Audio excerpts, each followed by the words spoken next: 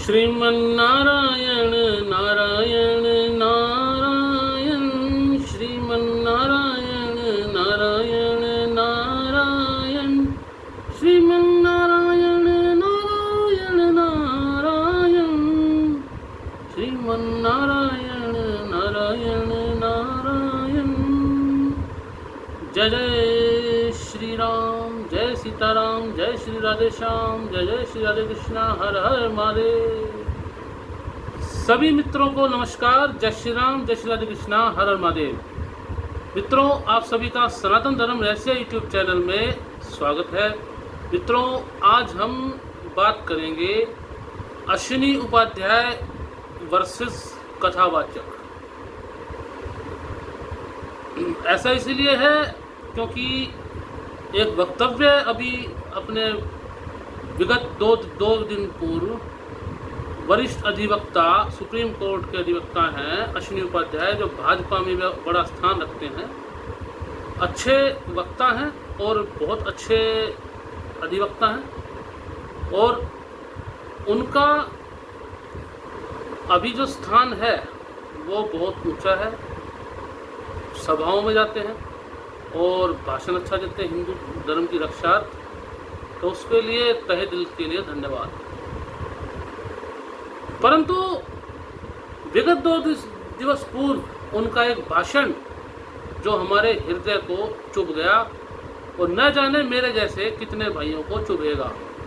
चुभने वाली बात है क्योंकि उन्होंने हमारी जो भक्ति में जो बातें हैं ग्रंथों में, राम और कृष्ण, उनके अलौकिक रूप को उन्होंने समझा नहीं, और ना समझी में उन्होंने कुछ ऐसा बोल दिया है जिससे हमारे युवा वर्ग ही नहीं, कोई भी वीडियो सुनेगा वो भ्रमित हुए बिना नहीं रहेगा। जिन्होंने शास्त्र अध्ययन किया है तो वो तो भ्रमित हो ही नहीं सकते। दुखद विषय यह है कि हमारे धर्म में शास्त्र अध्ययन करना छोड़ दिया है।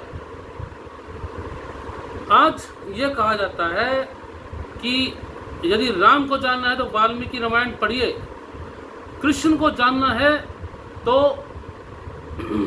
महाभारत पढ़िए। परंतु सत्य तो ये है मित्रों, जो ऐसा बोलते हैं, ना तो उन्होंने राम के चरित्र के लिए जानने के लिए रामायण को वाल्मीकि रामायण को पढ़ा, और ना ही महाभारत को, श्री कृष्ण को जानने के लिए पढ़ा। यदि उनके पास में जो पुस्तक ग्रंथ आए भी हैं, वाल्मीकि रामायण और महाभारत, वो आए हैं जो मतलब शुद्ध महाभारत और शुद्ध रामायण के नाम पर मिल रही है, जिनमें हमारे भगवान राम कृष्ण को, इनको परब्रह्म और विष्णु का अवतार माना ही नहीं गया, उनको ईश्वर माना ही नहीं गया, भगवान नहीं माना गया। उनको केवल एक महापुरुष के रूप में चित्रित किया गया है। उसमें उनके जितनी भी जो अलौकिक लीलाएं हैं उनको काटा गया है। ऐसी रामायण और महाभारत उनके पास आई है, उनको कदाचित उन्होंने पढ़ा है। तो सबसे पहले हम बात करेंगे, उन्होंने ये बोला, मित्रों जो वीडियो हम उनका दिखा नहीं सकते उसके लिए क्षमा प्रार्थी हैं, क्योंकि कॉपीराइट इशू लग जाता है और स्ट्राइक लग जाती है। जिन भाइयों को यदि वीडियो देखना है तो उनका ये वीडियो जो मैं जिस पर वीडियो जवाब में बना रहा हूँ, तो इसका लिंक आपको डिस्क्रिप्शन बॉक्स में मिल जाएगा। आप डिस्क्रिप्शन बॉक्स में देख सकते हो, और उसी के जवाब में ये वीडियो मेरा है। फेसबुक पर हम लाइव वीडियो डाल चुके हैं। फेसबुक पर आप मुझे हमें फॉलो कर देख सकते हैं। इंस्टाग्राम पे आप फॉलो कर सकते हैं मित्रों। तो अब आगे बढ़ते हैं। उन्होंने सबसे पहले क्या बोला, 4 बातें बताई। बोला कि बांग्लादेश में जो हिंसा हुई उसका सबको दुख है, हमको भी दुख है। तो पहले में हम बात करते हैं उन्होंने बोला क्या। तो सबसे पहले उन्होंने बोला नवरात्रि होते हैं, उनमें दुर्गा नवमी होती है, दुर्गाष्टमी में पहले त्रिशूल लेकर, तलवार लेकर के निकला करते थे, मटका लेकर नहीं निकलते थे। आजकल मटका लेकर निकलते हैं। रामनवमी होती थी तो धनुष बाण लेकर निकलते थे। हनुमान जयंती पर गदा लेकर के निकलते थे झांकी में, जुलूस में। और महाशिवरात्रि पर त्रिशूल लेकर के निकलते थे। परंतु आज किसी के पास में तलवार नहीं है, किसी के पास में त्रिशूल नहीं है। कोई भी आपको अपनी महासभा यात्रा शोभा यात्राओं में तलवार त्रिशूल ले जाने से नहीं रोक सकता। तो इस तरह की बातें बोली हैं। साथ ही कथावाचकों पर आक्षेप भी किया है और कहा है कथावाचकों ने हमारे राम और कृष्ण को केवल राम को वन में भटकने वाला दिखाया और कृष्ण को केवल गोपियों के पीछे घूमने वाला और रास रचाने वाला ही दिखाया, केवल माखन चोर दिखाया, एक काल्पनिकता बताई। तो हमारी माखन भगवान कृष्ण की दिव्य माखन चोरी लीला और रास लीला और ये इनको कल्पना लगती है, इनको गलत लगता है। तो ये नज़रिया आपका गलत है अश्विनी उपाध्याय जी, इसमें हमारा दोष नहीं है, क्योंकि आपने कथावाचकों से कथा सुनी ही नहीं है। क्या मित्रों, एक अब मैं यहाँ पर खंडन वीडियो प्रारंभ कर रहा हूँ। विषय वस्तु मैंने आपको बता दी है, जो विषय क्या था।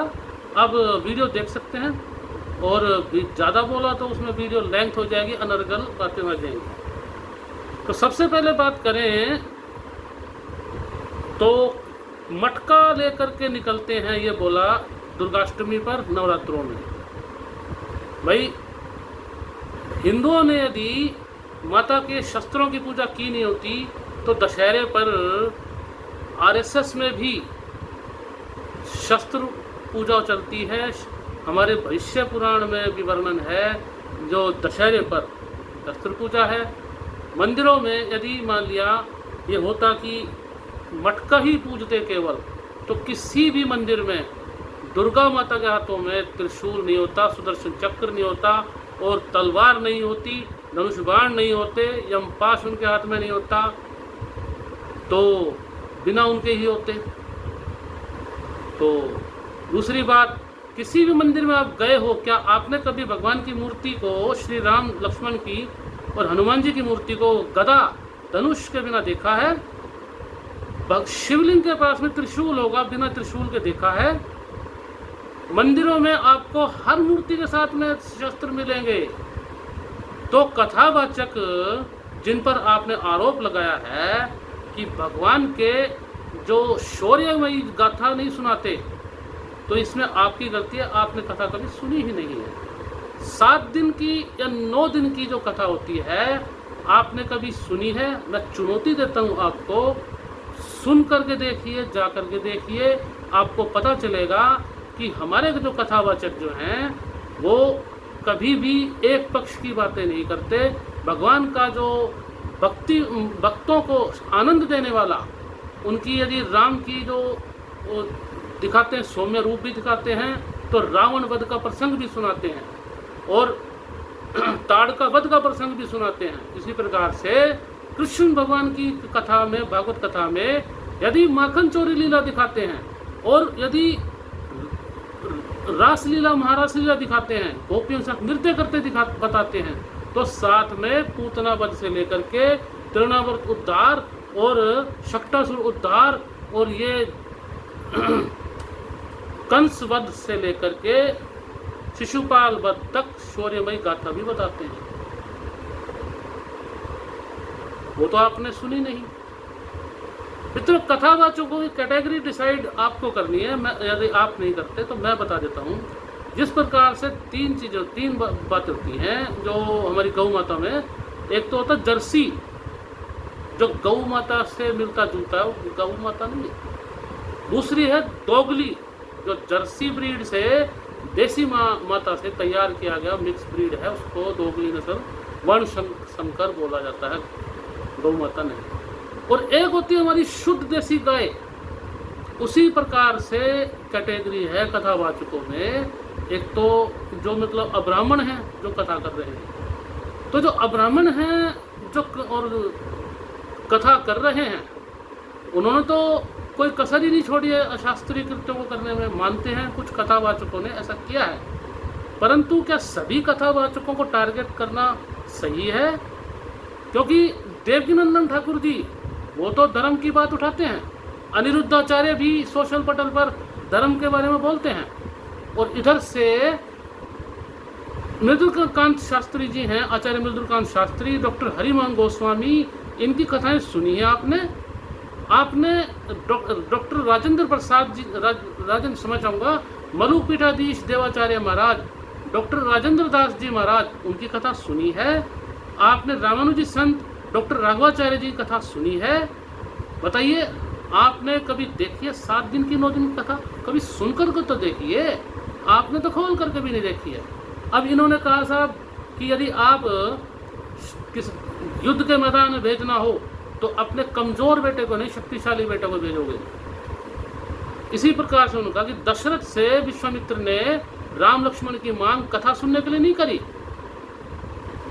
उन्होंने भरत शत्रुघ्न की बजाय राम लक्ष्मण को मांगा। तो यहाँ पर मैं एक बात बता देना चाहता हूँ, आप जरा पढ़ लीजिए कीजिए, अश्विनी उपाध्याय जी रामायण वाल्मीकि रामायण की बात करते हैं, वहीं पर ही लिखा है कि भगवान राम ताड़का वध के लिए गए तो विश्वामित्र ने राम लक्ष्मण की डिमांड क्यों करी?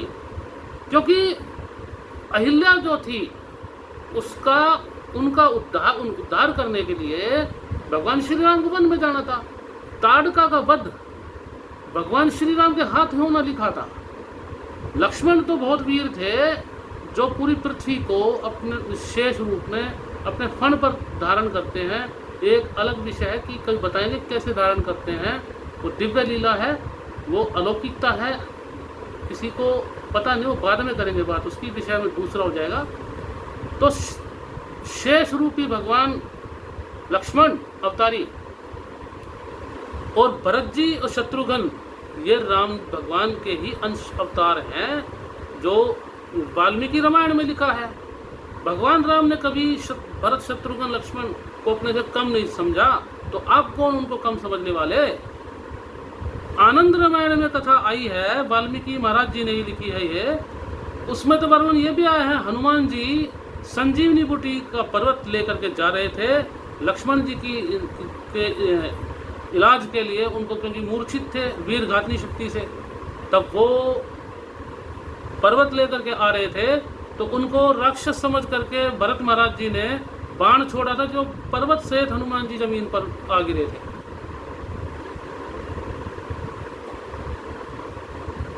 तो पर्पस ये था वन में जाने का, ताड़का वध के लिए ही, जो भगवान श्री राम के हाथ ही होना था।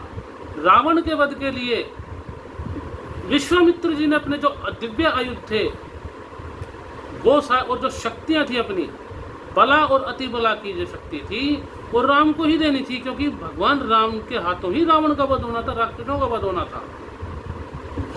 राक्षसों को मारने में तो भरत जी भी सक्षम थे, परंतु उद्धार उनका राम के हाथों होना था, ये आपको नहीं पता। ये कथा सुन लीजिए कभी जा करके, उसमें आपकी तौहीन नहीं हो जाएगी। तो अब आगे बढ़ते हैं। भगवान श्री कृष्ण की माखन चोरी लीला से इनको तकलीफ है, रास लीला से तकलीफ है, इतनों प्रमाण बहुत दे लिए, बहुत बार दे चुके हैं। हम निवेदन करेंगे आप महाभारत पढ़ लीजिए। महाभारत में सभा पर्व में अर्धाभिहरण पर्व 38वें अध्याय में गंगापुत्र भीष्म धर्मराज युधिष्ठिर के सामने, अपने पुत्र के सामने भगवान श्री कृष्ण की माखन चोरी लीला के बारे में बताते हैं। और ये समझ लीजिए भगवान का नाचना भी साधारण नहीं है। भगवान शिव जब तांडव नृत्य करते हैं तो धरती पर प्रलय आ जाती है। भगवान कृष्ण ने कालिया नाग के फन पर भी नृत्य किया था। उनके नाचने को आप अंडर एस्टिमेट कर रहे हैं।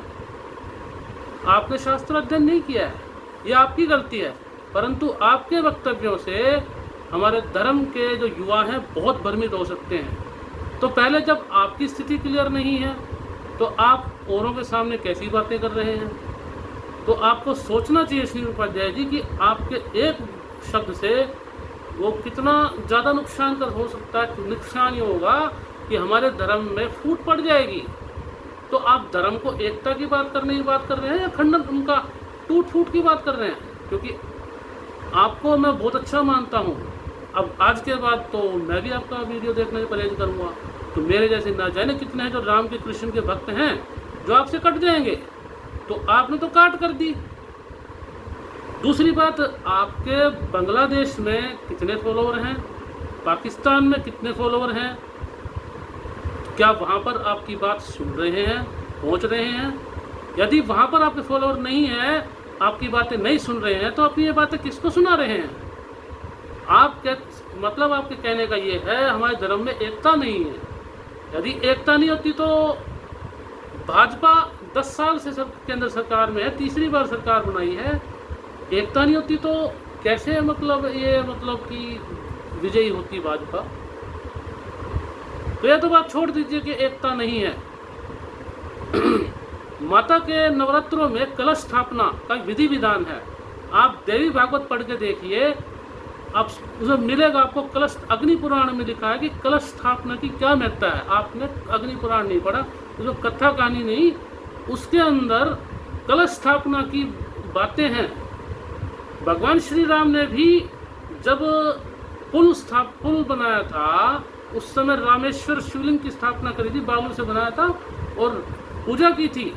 भगवान श्री राम ने भी देवी भागवत के अनुसार माता के व्रत किए थे, कलश स्थापना की थी बकायदा। तो पहले आप शास्त्र अध्ययन कीजिए, उसके बाद बोलिए। जहाँ और दूसरी बात, माखन चोरी लीला तो बहुत दिव्यतम लीला है कृष्ण भगवान की। इसमें एक भाव ये भी आया, डॉक्टर राघवाचार्य जी महाराज ने कहा है, ये सुना मैंने, कि भगवान से प्रार्थना करते हैं भक्त रूपी गोपी अपने हृदय रूपी हांडी से, जो भगवान के लिए भाव रूपी माखन है।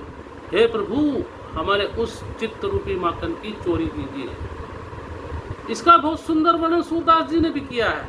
क्या सूरदास जी मतलब पागल थे? नाभादास जी जिन्होंने भक्तमाल कथा लिखी, क्या वो पागल थे? नहीं। भक्ति में जीवन क्या होता है आपको पता नहीं है। भगवान श्री कृष्ण यदि भक्तों के लिए रक्षार्थ, धरती पर धर्म की स्थापना के लिए, दुष्टों के सर्वनाश के लिए यदि अवतार लेते हैं, तो भक्तों को के लिए भी अवतार लेते हैं। साधना जो साधक हैं, भगवान श्री राम दंडक वन में गए थे, ये गर्भ संहिता में वर्णन आया है। तो ऋषि मुनि जो गोपी रूप में जो तपस्यारत थे, उन्होंने श्री राम को देख कर कहा, अहो, आज तो माधव बंसी बैग छोड़कर धनुष बाण लिए आए हैं। राजेंद्र दास जी महाराज जी ने कथा सुनाई है, उनके वर्ण शब्दों का वो मैं रिपीट कर रहा हूँ। माता यशोदा भगवान कृष्ण को